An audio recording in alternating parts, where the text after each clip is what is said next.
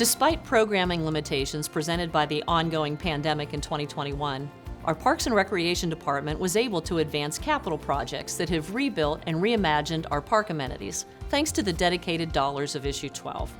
One of those projects was the creation and opening of a certified Level 1 Arboretum at Creekside Park. The Arboretum, which officially opened in May 2021, is one of only 29 certified arboretums in the state, and it's a project that reimagined Creekside Island from simply a beautiful place to take a walk into an area that is now also an outdoor educational space for our community, as well as a conservation area and a must-see destination for people around the state. Creekside provided an opportunity and a location for an arboretum that was beneficial for a lot of different reasons. Certified arboretums go through an application process with ArbNet, which is affiliated with the Morton Arboretum in Chicago. You can have a collection of trees. It doesn't become an arboretum until you go through that certification process to make sure that you're taking care of them the right way and that you have a good plan in place.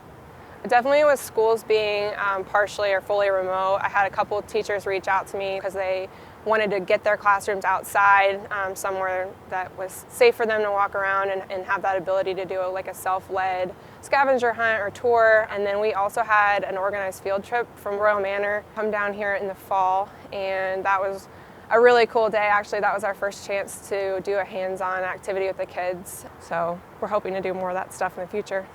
There are some of the tree species that you can see from the trail, but there's also some that you have to dig a little deeper to learn about the tree and learn about what the species is. There's 40 labeled species here.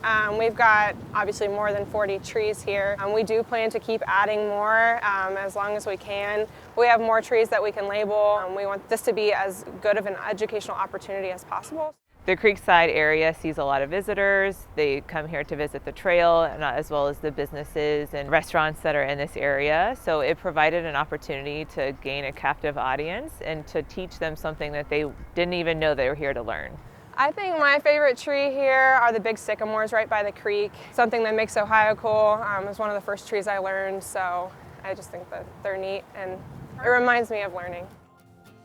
Just a few years ago, the city was not able to afford replacing playground equipment, something that for many communities is an annual staple project.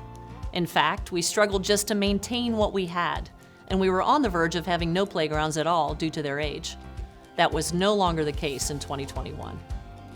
So the Parks and Rec Department we've recognized that over a number of years, a lot of our play equipment, the structures, some of the areas in our parks need to be updated. So there are several playgrounds that we highlighted in 2021 that we were able to update and really modernize. With Issue 12 dollars, we were able to do that.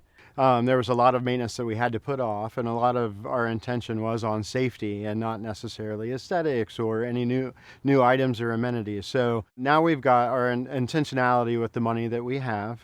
We've got a plan together on how to rotate out old playgrounds. We've got playgrounds that are going on 20 years old, and we've got 18 playgrounds. So we need to replace one almost every single year, or else we'll have 30-year-old playgrounds. We look to add a few different elements at different parks. We'd like you to not only explore the neighborhood park that is near you, but also the park across town so you can see off Gahanna.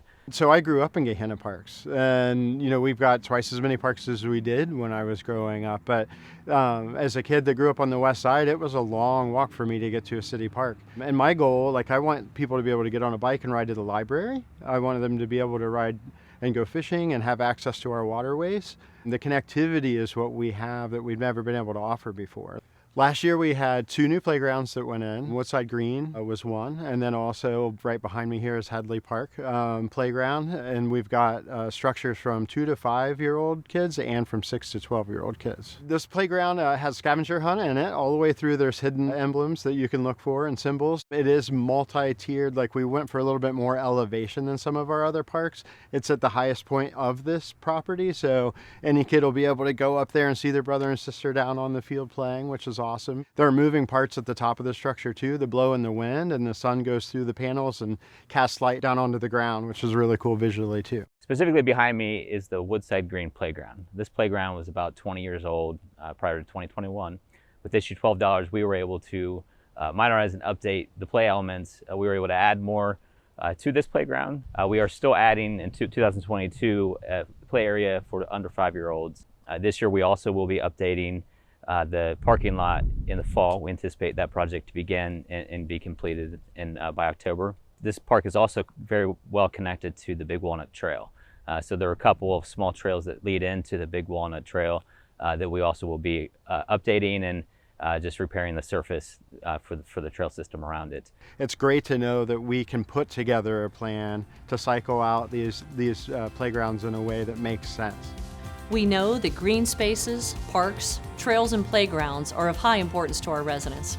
And we also know that having quality parks and trails are equally important to making Gahanna an attractive destination for businesses and jobs.